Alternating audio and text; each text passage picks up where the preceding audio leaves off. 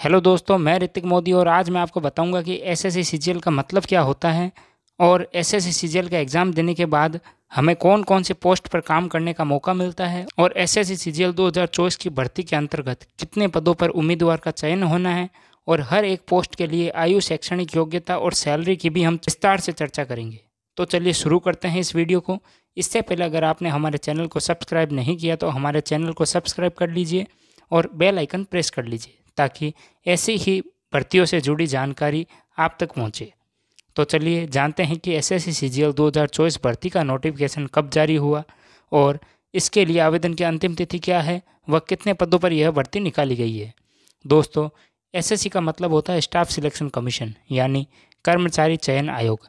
हर साल एसएससी द्वारा सीजीएल की भर्ती निकाली जाती है जिसका मतलब होता है कंबाइंड ग्रेजुएट लेवल एग्जामिनेशन यानी संयुक्त स्नातक स्तरीय भर्ती परीक्षा, जिसका उद्देश्य होता है केंद्रीय मंत्रालय तथा विभागों के कार्यों के लिए कर्मचारियों का चयन करना।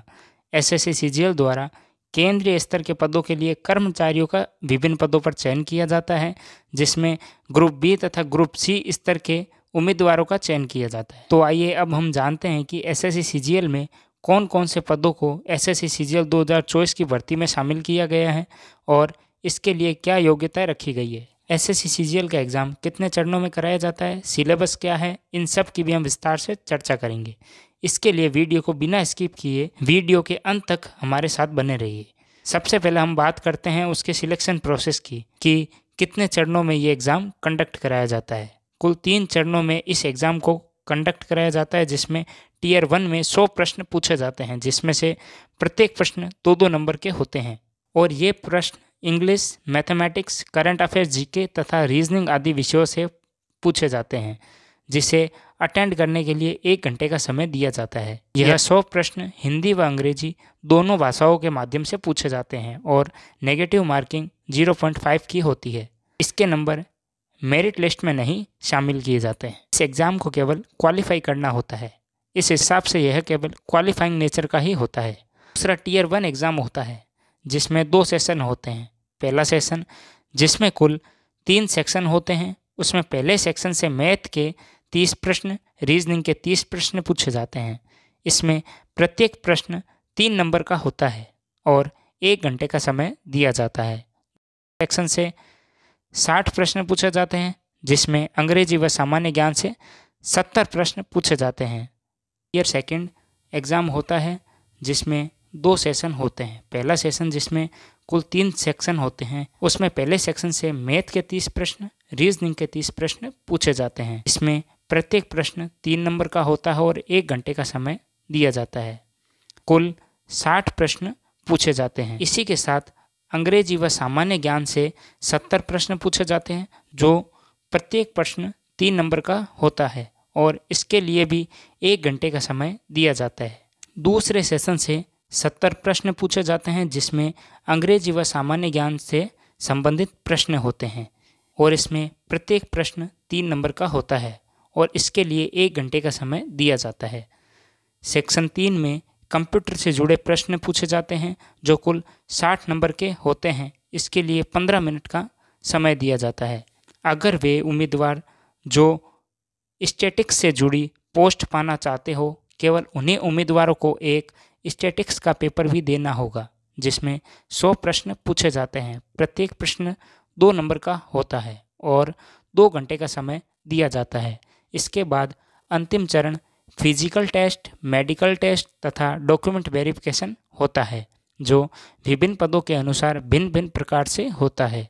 दोस्तों, सीजीएल की भर्ती कुल 17,727 पदों के लिए निकाली गई है और इसके लिए आवेदन की अंतिम तिथि 24 जुलाई 2024 रखी गई है। अब हम बात करते हैं कि किन किन पदों पर एसएससी सीजीएल द्वारा भर्ती निकाली गई है और वो किस मंत्रालय या विभाग के अंतर्गत आती है। साथ ही हम उनके लिए आयु सीमा व सैलरी की भी चर्चा करेंगे। पहले हम बात करते हैं ग्रुप बी के अंतर्गत आने वाले पदों के बारे में, जिसमें पहली है असिस्टेंट सेक्शन ऑफिसर जो सेंट्रल सेक्रेटरीट के अंतर्गत आती है। इसके लिए आयु सीमा 20 से 30 वर्ष होती है। दूसरी असिस्टेंट सेक्शन ऑफिसर जो इंटेलिजेंट ब्यूरो के अंतर्गत आती है, इसके लिए आयु सीमा 18 से 30 वर्ष है। तीसरी असिस्टेंट सेक्शन ऑफिसर जो मिनिस्ट्री ऑफ रेलवे के अंतर्गत आती है, इसके लिए आयु सीमा 20 से 30 वर्ष है। चौथी, असिस्टेंट सेक्शन ऑफिसर जो मिनिस्ट्री ऑफ एक्सटर्नल अफेयर्स के अंतर्गत निकाली गई है, इसके लिए आयु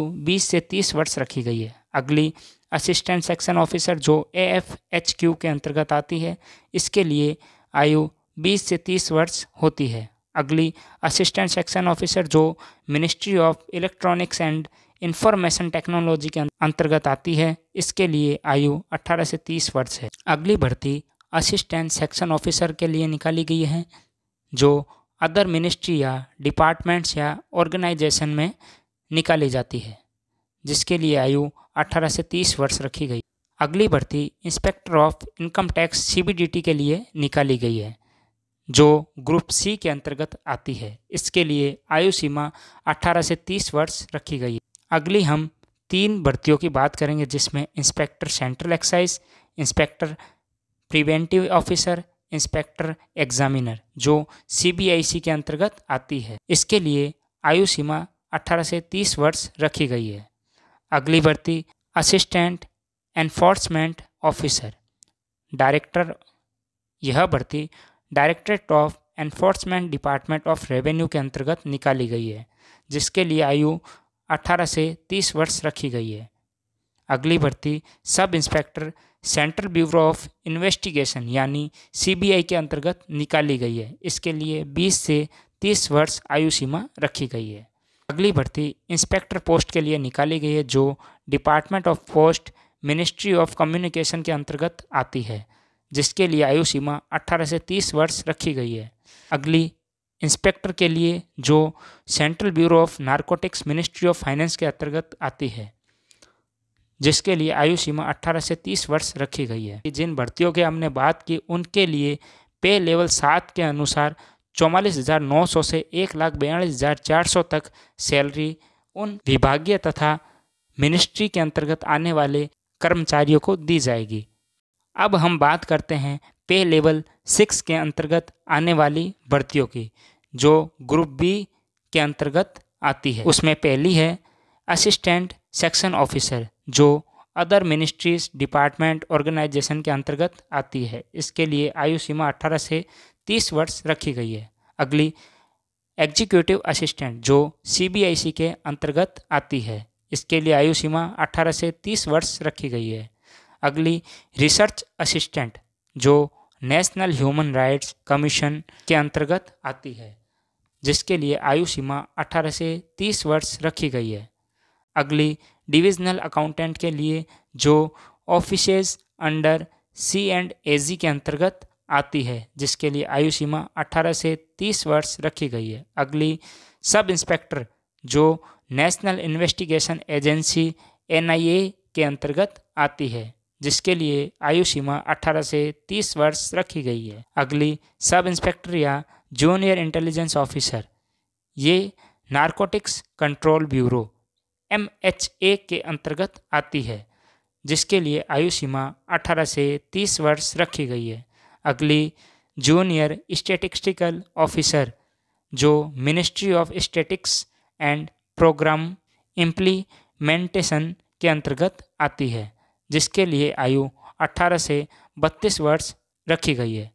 इसके लिए पे लेवल 6 के अनुसार 35,400 से 1,12,400 तक सैलरी दी जाएगी। अब हम बात करते हैं पे लेवल 5 के अंतर्गत आने वाली भर्तियों की, जिसके लिए 29,200 से 92,300 तक सैलरी दी जाएगी। उसमें से ऑडिटर जो ऑफिसेस अंडर C&AG के अंतर्गत आती है। अब हम बात करते हैं उन भर्तियों की जो ग्रुप C के अंतर्गत आती है, जिसमें पहली है ऑडिटर जो ऑफिसेज अंडर के अंतर्गत आती है, जिसके लिए आयु 18 से 27 वर्ष है। दूसरी ऑडिटर जो ऑफिसेज अंडर CGDA के अंतर्गत आती है, जिसके लिए आयु सीमा 18 से 27 वर्ष रखी गई है। तीसरी ऑडिटर जो अदर मिनिस्ट्री या डिपार्टमेंट के अंतर्गत निकाली गई है, जिसके लिए आयु सीमा 18 से 27 वर्ष रखी गई है। अगली अकाउंटेंट जो ऑफिसेज अंडर C&AG के अंतर्गत आती है, इसके लिए आयु सीमा 18 से 27 वर्ष रखी गई है।